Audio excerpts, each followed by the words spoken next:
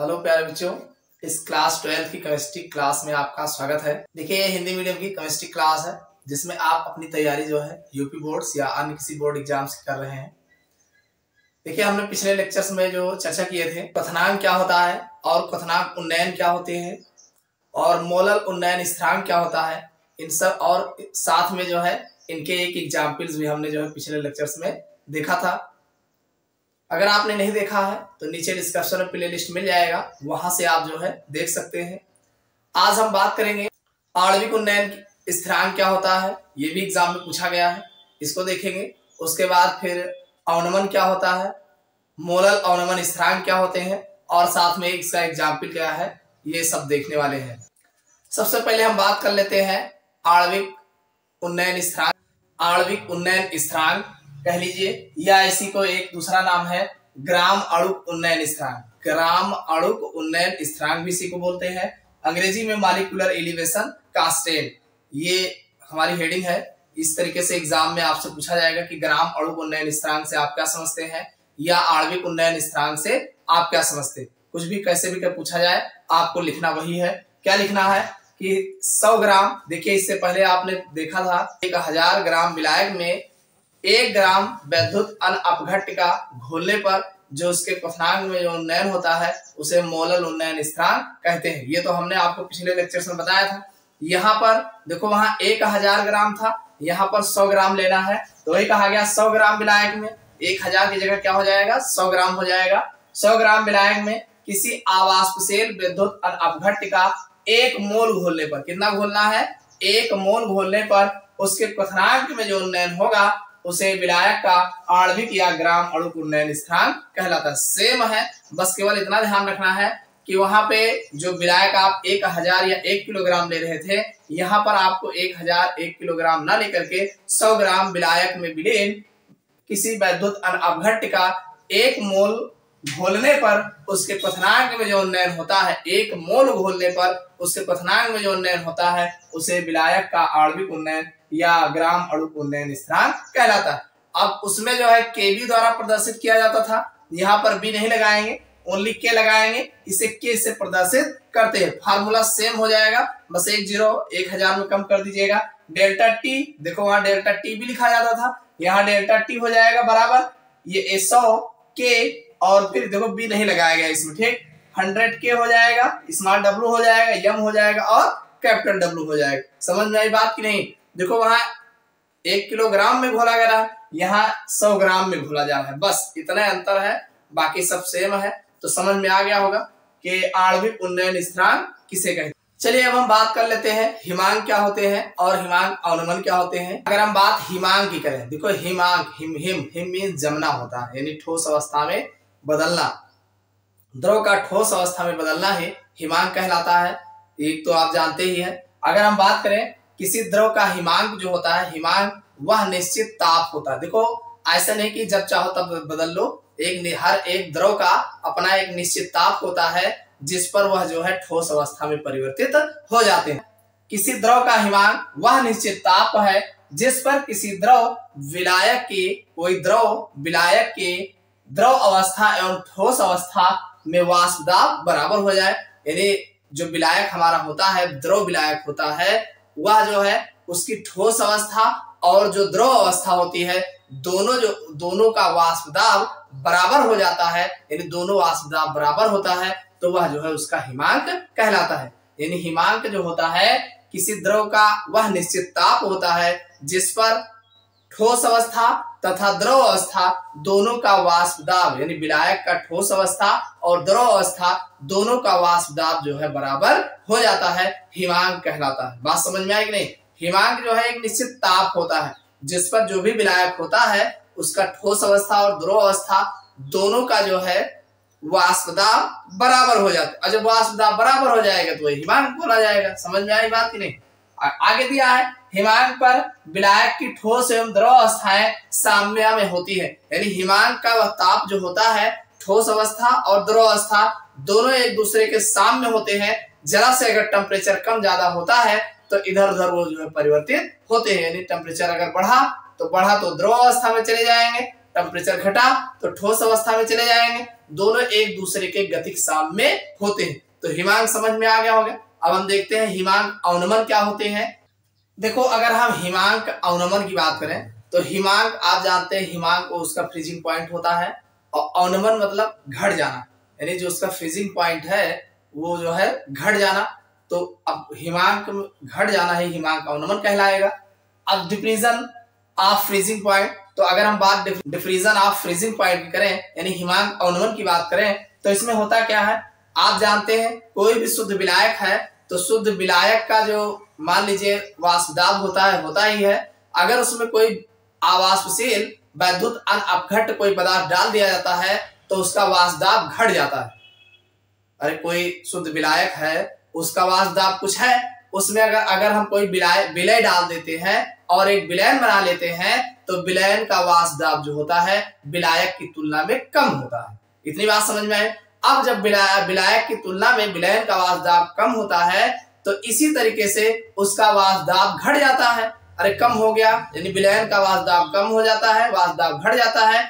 तो वही कहा गया है कि किसी विलायक में कोई अवाष्पशील विलय घोलने पर, यानी कोई विलायक है उसमें कोई अवाष्पशील विलय घोलने पर उसका वाष्प दाब कम हो जाता है। हमने कहा नहीं उसका वाष्प दाब कम हो जाता है जिससे द्रव का हिमांक भी कम हो जाता है। अर्थात वाष्प दाब में अवनमन ही विलयन का हिमांक को घटा देता है। जो विलयन होता है उसके हिमांक को भी घटा देता है। समझ में आई बात की नहीं।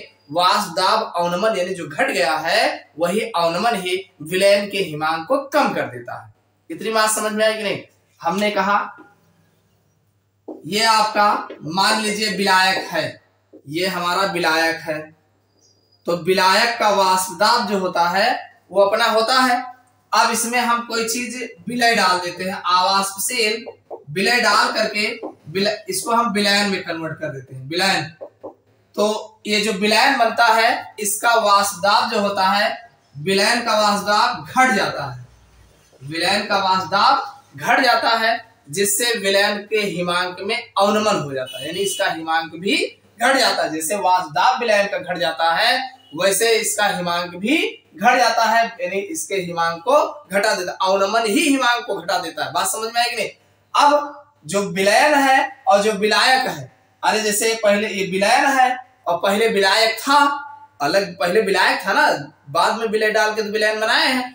तो विलायक जो विलयन हमारा है उसका हिमांक कितना है मौके पर, और जो विलायक था उसका हिमांक, दोनों के अंतर को अगर हम निकालते हैं तो हमें हिमांक का अवनमन प्राप्त हो जाता है। समझ में आई बात की नहीं। देखो अगर हम हिमांक अवनमन की बात करें, हिमांक अवनमन, अवनमन तो हिमांक अवनमन को डेल्टा टी एफ, एफ इसलिए लगा रहे हैं क्योंकि ये फ्रीजिंग पॉइंट होगा बराबर टी एफ फ्रीजिंग पॉइंट, ये विलयन का होगा, अरे विलयन का घटा होगा तो ये विलयन हो जाएगा। उसके बाद माइनस टी एफ ये विलायक का होगा। समझ में आई बात की नहीं।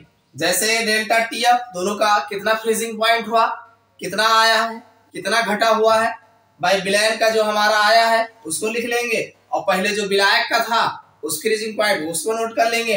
दोनों को जब घटाएंगे तो जितना हमारा घटा होगा वो हमें हिमांक अवनमन जो है प्राप्त हो जाता है। समझ में आ गई बात। चलिए अब हम देखते हैं मोलल अवनमन स्थिरांक किसे कहते हैं, जो एग्जाम में खूब नंबर लगा के पूछा जाता है। देखिए अगर हम बात करें मोलल अवनमन स्थिरांक, मोलल अवनमन स्थिरांक या इसी को पूछा जाता है विलायक का मोलल अवनमन स्थिरांक किसे कहते हैं। ठीक, ऐसे भी क्वेश्चन पूछा गया है।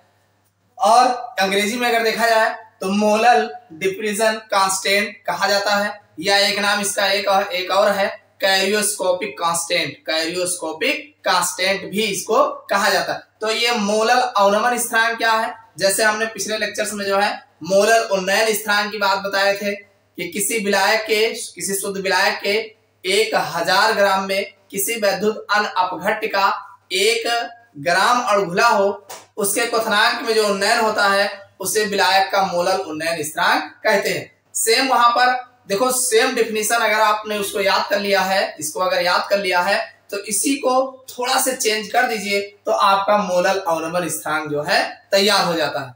इसमें कुछ नहीं करना है, किसी शुद्ध विलायक के 1000 ग्राम अणु में 1000 ग्राम अणु कह लीजिए, चाहे 1 किलोग्राम अणु कह लीजिए, 1000 ग्राम अथवा 1 किलोग्राम अणु में किसी वैद्युत अन अपघट्य का 1 ग्राम अणु घुला हो तो उसके हिमांक में, वहां क्वथनांक की बात किए थे, यहाँ हिमांक की बात कर लेना बस, और कोई चेंजिंग नहीं करना है। उसके हिमांक में जो अवनमन होगा, वहां उन्नयन हो रहा था, यहाँ अवनमन हो रहा है, अवनमन होगा, उसे विलायक का मूलक अवनमन स्थिरांक कहते हैं। इसको आप ऐसे लिखिएगा, किसी शुद्ध विलायक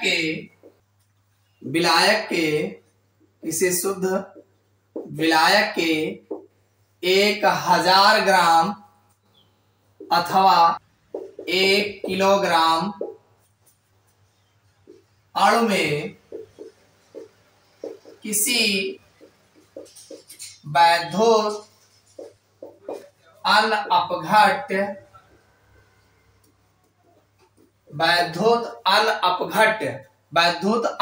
क्या है?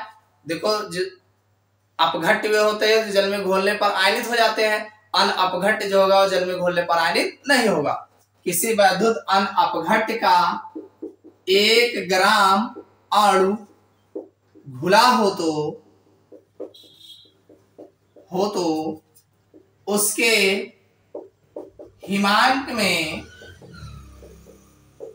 जो अवनमन होगा उसे विलायक का मोलल अवनमन स्थिरांक कहते हैं।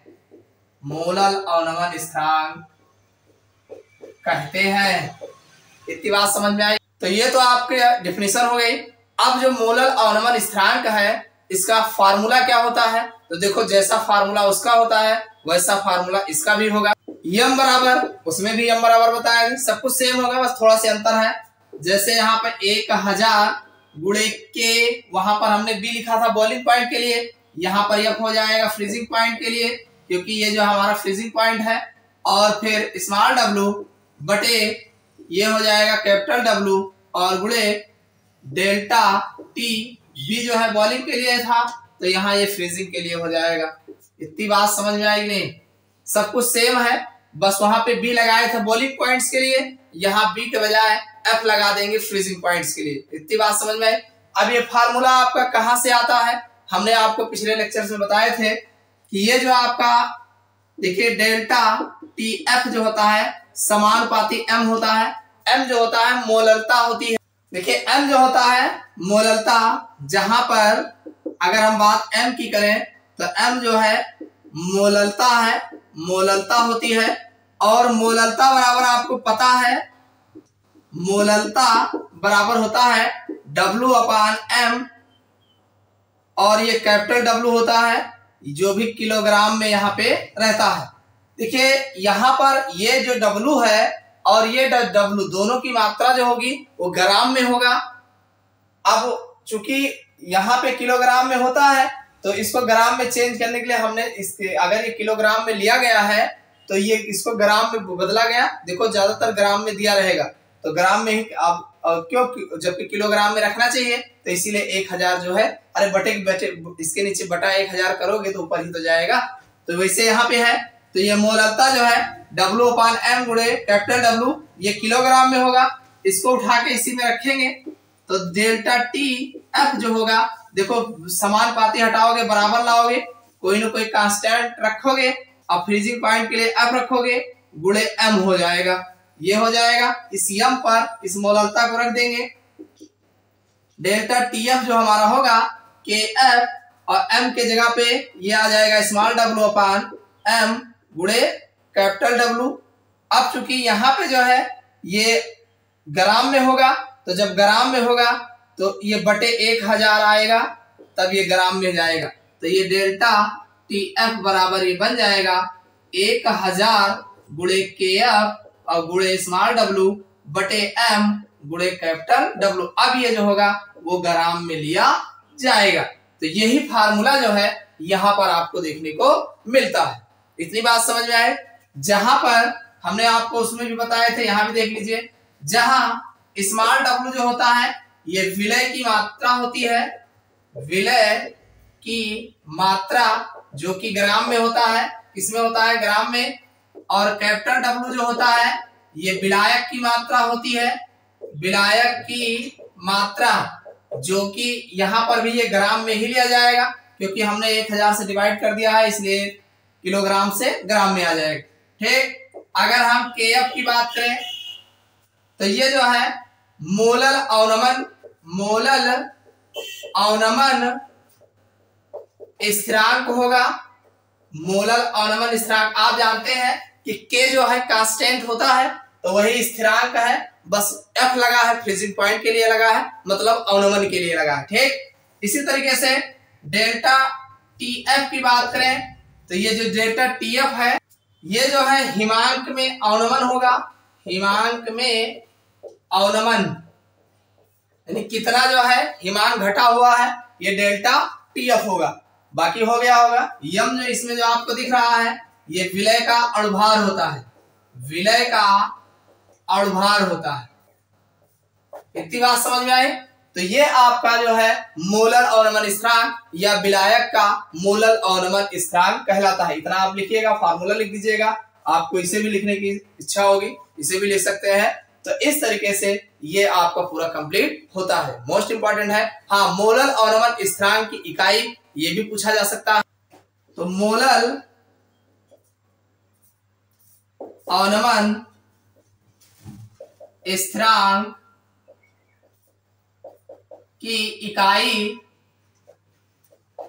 अगर इसकी इकाई की बात करें केल्विन प्रति मोललता, यानी इसको हम देखो केल्विन प्रति मोललता, ये केल्विन इसका होता है और ये मोललता है तो केल्विन प्रति मोललता, या इसी को अथवा ऐसे भी लिख सकते हैं केल्विन किलोग्राम प्रति मोल, केल्विन किलोग्राम प्रति मोल भी लिखा जा सकता है। तो इतना समझ में आ गया होगा। तो ये हमारा जो है मोलर अवनमन स्थिरांक जो है पूरा होता है। अब इस पर एक न्यूमेरिकल देखते हैं जो एग्जाम में बहुत पूछा गया है। खूब कुछ देखो, जब भी डिफिनेशन आएगी न्यूमेरिकल भी कभी कभी अलग से न्यूमेरिकल ही पूछते हैं, तो आप न्यूमेरिकल भी तैयार रखिए, बहुत आसान है। अभी देखना कैसे लगेगा।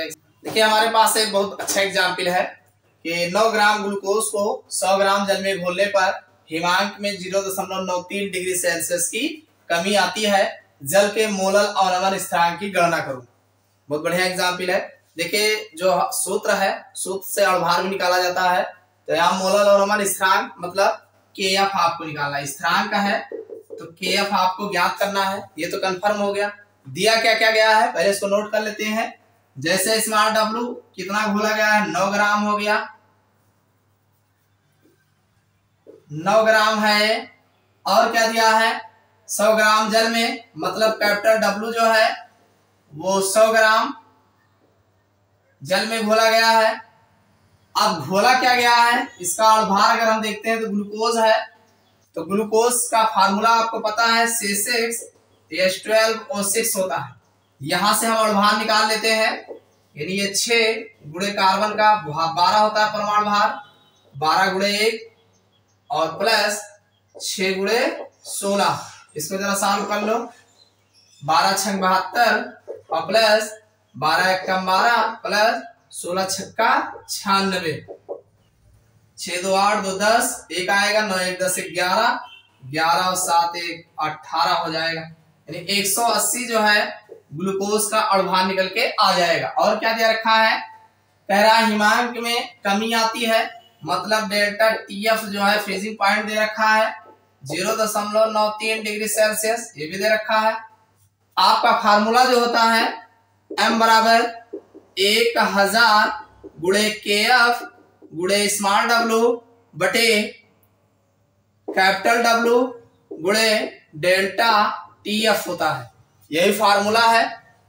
इसमें आपको निकालना है KF, तो KF निकालेंगे तो इनके साथ वाले नीचे जाएंगे, ये बटा 1 होगा, तिरछे में आएगा, तो ये आपका हो जाएगा KF बराबर, हमें फ्रीजिंग पॉइंट निकालना है, KF बराबर ये M हो जाएगा, कैपिटल W हो जाएगा, डेल्टा TF ऊपर जाएगा और नीचे आ जाएगा 1000 और गुणे स्मॉल W।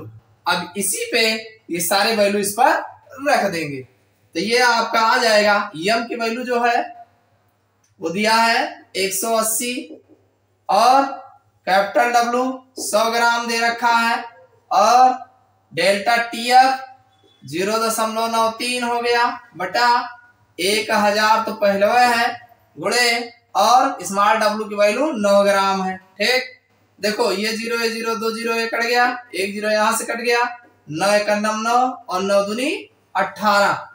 चलो ये आपका आ जाएगा।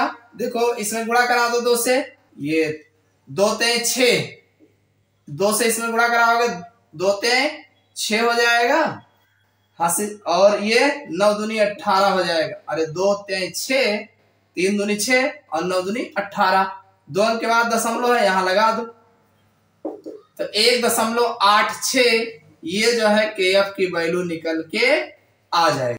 1.86 इसकी जो वैल्यू है ये होगा केल्विन किलोग्राम मोल इनवर्स इसकी इकाई है। इसको ध्यान रखिएगा, इकाई जरूर याद रखिएगा।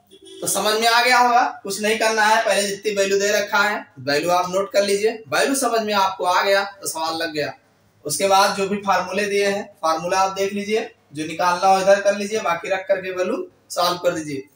देखिए इसमें आपको अणुभार का अलग अगर पूछता है कि अणुभार ज्ञात करने का फार्मूला बताइए तो यहाँ से m बराबर इसी फार्मूले पे अणुभार भी विलय का निकाला जाता है, इसको जाने रहेगा। तो ये आपका मोलल अवनमन स्थिरांक पर एक एग्जाम्पल है। आपके बुक में बहुत सारे एग्जाम्पल दिए होंगे, उसको सॉल्व करिएगा। नहीं समझ में आता है कमेंट करके जरूर बताइएगा। तो इस लेक्चर में बस इतना ही। अगले लेक्चर्स में हम जो है अगले टॉपिक पे बात करेंगे।